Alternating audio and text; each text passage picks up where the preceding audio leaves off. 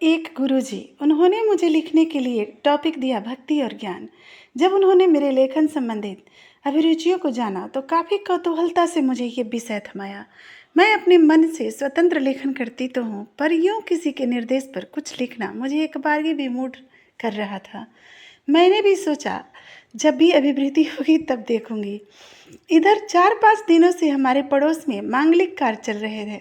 बड़ा ही सुंदर माहौल और परिवेश में उमंग दिख रहा है। लगभग 3 दिनों से महाअष्टजाम व संदर्भित संकीर्तन आदि चलते रहे हैं। इन 3 दिनों में मैं अपने अंदर भक्ति को कितना महसूस की हूँ, मैं उसे बताती हूँ, क्योंकि मैं भी पूर्ण आस्तिक हूँ। मैं भी आस्था के निमित्त तमाम तरफ पलायन करती हूँ। मैंने खुद की अभिव्यक्तियों को पृष्ठ पर लिखने से पहले आसपास के बच्चों से व महिलाओं से भी उनकी भक्ति के मद्देनज़र पूछताछ कर लेना सही समझी। लगभग सबका उत्तर था, बड़ा मज़ा आया, बेहतरीन भोज। उसके बाद के खूब रहे नाच गाने, धार्मिक नाट्य का मनगढ़ंत देसी चित्रण व अपभ्रंश प्रस्तुति के कोलाहल को ही सबने भक्ति रस जाना व समझा। गजब लोक अभिवृत्तियाँ। भक्ति का मामला है, कौन कुछ समझाए या अपना दृष्टिकोण बताए, लोग अपने संगत से कहीं विक्षेप ही न कर दें। माफ़ कीजिएगा, मैं धार्मिक अनुष्ठान के खिलाफ कतई नहीं हूँ, पर मेरे दृष्टिकोण कुछ विषयों पर अन्वेषण करने का आग्रह करना मात्र है। संतुलित उपाध्यायन के लिए असंतुलित व्यवस्था पर हमें ऐतराज है। सुंदर शब्द, नाम रट और अभिभूत करने वाले संस्कृत मंत्रोच्चार को विभिन्न माइक व गाजे बाजे लटकाकर कोलाहल एक अपभ्रंश स्वरूप माहौल का दशा बनकर रह जाता है। उतना खर्च व उतनी अभ्यस्तता, उतनी आस्था के बावजूद संग्रहित फल बतौर हस्त्र का कचूमर बन जाता है। इस भक्ति के असर में मैं इस कदर ग्रस्त थी कि अत्यधिक शोर से आंतरिक विकलता इतनी उद्विग्न कर रही थी कि सर दर्द से फटा जा रहा था। स्वभाव चिड़चिड़ा हो गया था और रह रह कर मितली सी आ रही थी। सबको एक बहरेपन के दौर से गुजरना जूझना पड़ रहा था। सभी भगवान को जाने किस मकसद से स्मरण कर रहे थे, पर मैं इस कोलाहल से पिंड छूटे इसके लिए सुमिरन कर रही थी।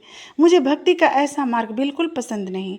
भक्ति नहीं दिखावा का नाम है और नहीं भक्ति का आशय पारंपरिक निपटारा यानी फॉर्मेलिटीज ही है। मुझे कुछ बातें याद हो आया। मेरी माँ चूँकि बेहद धार्मिक थी, उन्हें भक्ति युक्त माहौल व धाम घूमना बहुत पसंद था, जबकि मेरे पापा आस्तिक थे, पर उन्हें आडंबर और शोर शराबे पसंद न थे। मेरे पापा संगीत प्रिय थे, भजन भी सुनते थे, पर उन्हें संकीर्तन के नाम पर बेसुरे ताल खिंचाने लगते थे। एक ही भावार्थ पर दोनों की गजब प्रतिक्रिया। माँ मुग्ध होकर जहाँ झूमती, पापा चुपके से कहीं निकल लेते या फिर कान बंद कर और दरवाजे भिड़ाकर सोने का उपक्रम करने लगते। माँ मेरे पापा को अंदर ही अंदर नास्तिक समझती थी। पापा कभी माँ से सवाल करते, तुम ये सब क्यों कर रही हो? माँ का जवाब होता, चुप रहिए, ऐसा करने से पुण्य मिलता है। या फिर चुप रहिए जी, ऐसा करना पुरखों से चला आ रहा है। या फिर ऐसा फला के लिए फला ने किया था, उससे फायदा हुआ तो अब हम भी। इस तरह ज़्यादातर दिन माँ उपवास करती और आत्मनिष्ठा के तहत वर्जन में रहती। पापा को योग में आनंद दिखता और माँ को योग में बैराग।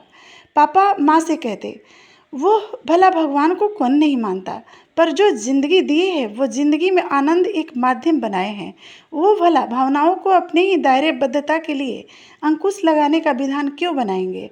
भक्ति पूजा पाठ सब सही है, लेकिन विधि को माध्यम रखकर मन को बेवजह कुचलना साधना नहीं।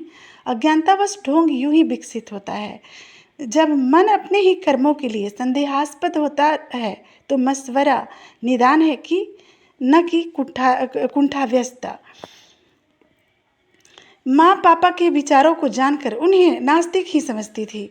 माँ किसी अनजानी आशंका से भयग्रस्त हो जाती, वो पाप के भय से पापा को टोकती, ओ जी नहीं जानते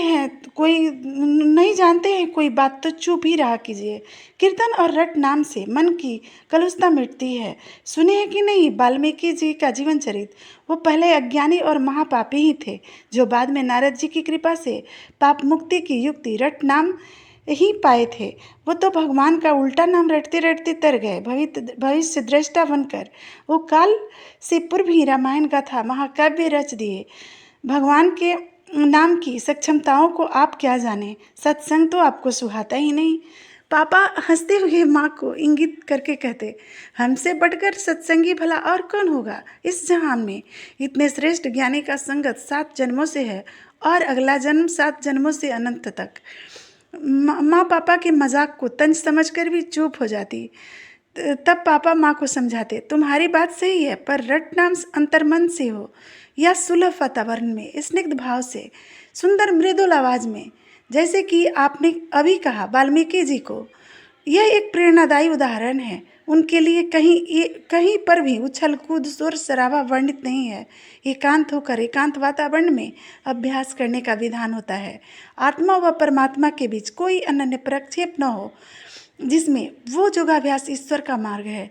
ये जो होता है ना आजकल, वो सब व्यवहारादि है, जिसमें हैसियत व कलात्मकता मायने युक्त होती है। खैर, मुझे तो बस शोर शराबे व कोलाहल आडंबर दिखावा इत्यादि से परहेज है।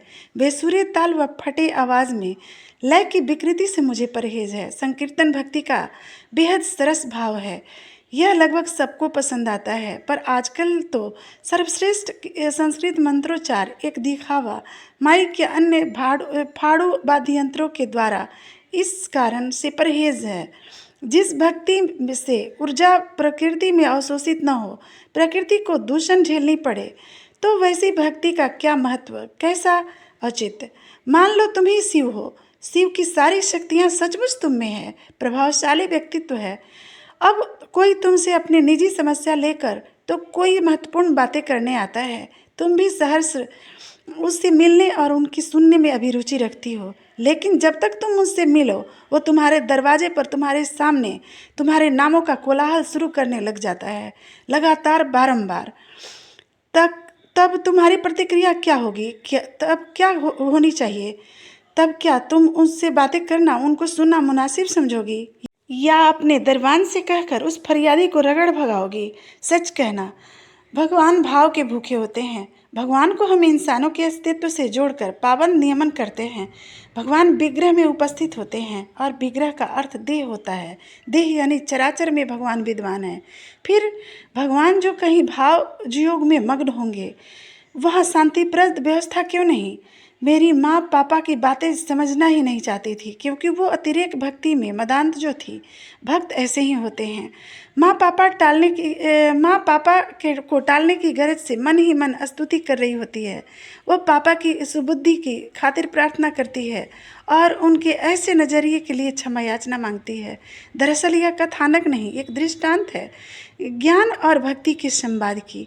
भक्ति मेरे माँ के विचारों जैसे ही होती है। वो अतिरेक अवस्था में विमूढ़ हो जाती है। वो चिंतनहीन आशाहीन होकर सिर्फ विधि की क्रिया में रत होती है, जबकि ज्ञान अपने अतिरेक अवस्था में मेरे पापा के चरित्र की तरह अहंकारी हो जाता है। ज्ञान अपने हरेक भाव व तथ्यों के लिए प्रामाणिकता तलाशता है। दरअसल भक्ति और ज्ञान दोनों एक दूसरे में संसर्गित होते हैं। ज्ञान पीयूष धारा है और भक्ति ज्ञान की गति है। ज्ञान हर दफा भक्ति की तरफ ही झड़ता है, आकृष्ट रहता है। ज्ञान भक्ति की अभिवृत्तियों का मार्जन करता है, उसे निथारता है।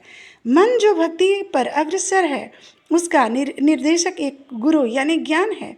ज्ञान चिंतन से और भक्ति उत्कृष्ट अधिवृत्तियों से आगे बढ़ता है। यह दोनों मानव के अंतर्निहित एक विशिष्ट ऊर्जा है। एक ज्ञानी की उपासना में ठहराव होता है, उसकी भावनाएं सिद्ध होती है। ज्ञानी अनन्य भावनाओं से व उसके प्रभावों से सर्वथा निरापद होता है। वो सिर्फ साक्ष्य को मानता है, यहाँ तक कि एक ज्ञानी अपने ही प्रभुता को, उससे संबद्ध उत्पन्न होने वाले विकारों की प्रबलता को ही छिन्न प्राय कर डालता है। एक ज्ञानी आत्मविशिष्ट होता है। वो अपने ज्ञान के बल पर खुद को कभी भी दीनहीन नहीं होने देता है, या कभी खुद को किसी भी तुलनात्मकता से ओछा नहीं समझता है। जबकि भक्ति की उपासना पद्धति में ठहराव नहीं होता, मन की स्वच्छंदता पर भक्ति आगे बढ़ती है। भक्ति में कोई अंकुश नहीं, एक सहजता होता है। बस मन जिसमें रमे रमता जाता है। भक्ति चेतना का प्रवाह है। एक मधुमक्खी की तरह एक भक्त का मन निरंतर भाव सचता ही रहता है। एक भक्त अपने भक्ति की प्रक्रिया में संलग्न रहता है, निरंतर निरंतर, न उकताता है न अघाता है। ज्ञान असार है, जबकि भक्ति सारगर्भित, यानी ज्ञान खुले आसमान की तरह व्यापक और पौरुषत्व का संघोतक होता है, जबकि भक्ति धरती जैसे अनन्य भावार्थों से परिपूर्ण प्रकृति की तरह ज्ञान विचारधाराओं से प्रबुद्ध होता है। उसे दृष्टिकोण और बुद्धि द्वारा सिद्धि मिलती है, जबकि भक्ति मन व आत्मा में संश्लेषित उष्मा है। भक्ति स्वयं में मगन रहती है, स्वयं में ही गोचर करती है। भक्ति किसी विशिष्ट पर्याय से अत्यधिक घनिष्ठता, लगाव, आकर्षण, मोह, चाहत, सम्मोहन इत्यादि की प्रकाष्ठा से होती है, जबकि ज्ञान बुद्धि को मोह से अलग करता है, यानी ज्ञान अंतस के मोह को विसर्जित करके उसे यथार्थ का बोध कराता है। भक्ति को यथार्थ से कोई मतलब नहीं होता, उसे अनन्य किसी भाव से कोई मतभेद भी नहीं होता। भक्ति दरअसल एक बंधन है, स्वयं से किया हुआ वादा है। भक्ति निष्ठा है, भक्ति विश्वास है। भक्ति ज्ञान के अभाव में दिशाहीन हो सकती है। भक्ति बगैर ज्ञान के भटक सकती है। भक्ति में ज्ञान के अभाव वश ही रूढ़ियाँ व अंधविश्वास व्याप्त हो जाता है। ज्ञान भी भक्ति या उसकी आस्था के बगैर बहुत हद तक निर्मूल होता है। ज्ञान को भक्ति से प्रेरणा अगर न मिले तो वो सिर्फ एक वक्ता या ज्ञाता भर रह जाता है। ज्ञान और भक्ति और ज्ञान दोनों की सार्थकता एक दूसरे के समन्वय सहभागिता में अनुकूल रहता है। यूँ समझे तो ज्ञान एक पतंग है जो खुले दिशाओं में गोते लगाना चाहता है, पर अगर उस पर मूल पकड़ भक्ति की होगी तो वो निर्देशित पथ पर सुसंगठित सफर कर सकता है। ज्ञान और भक्ति के बगैर एक इंसान कभी पूर्ण नहीं हो सकता। इसी अधूरे खोज में ही तो निरंतर स्वयं को घिसता रहता है। पहले के ज़माने में शिक्षाविद यानी गुरु पुरोहित हुआ करते थे। भाव शिक्षादान व भक्ति दान का ही था।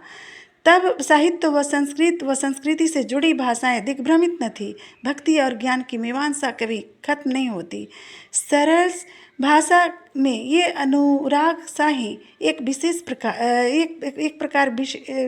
प्रकार है। ज्ञान के साथ भक्ति को, वेदों के साथ उसमें संदर्भित प्रामाणिकता को विज्ञान भी महत्व देता है।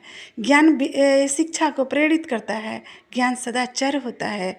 ज्ञान गंतव्य पर हमेशा अग्रसर रहता है और भक्ति अपनी निष्ठा के दम पर एकाग्र। ज्ञान जितना विकसित होता है उतनी ही उसकी धार कुशाग्र होती है। ज्ञान ऐसा हथियार है, उसमें जितना काटो उतना ही प्रशस्त होगा, जितना बांटो खर्च करो उतना ही वो संग्रहित होगा। जबकि भक्ति बांटी नहीं जाती, भक्ति करी जाती है। आत्मभाव से निहित गुणवत्ता अनुसार भक्ति की प्रकाष्ठा इंसान को दीवाना बना देती है। लोग कभी कभी परम भक्त को अविवेकी तक मान बैठते हैं। वो अपनी यथा पर अडिग रहता है, क्योंकि वो आत्मदृष्टा होता है। कई बार तो एक भक्त को सूक्ष्म वृत्ति के दम पर उसमें अदृश्य को देखने, महसूस करने की सक्षमता आ जाती है। कहने को और भी बहुत सी बातें हैं, ऐसे परिचर्या से भला मन भरता कहाँ है। ज्ञान और भक्ति तो स्वयं में आनंद का मार्ग है। फिलहाल यहीं पर विराम लेते हैं। आभार।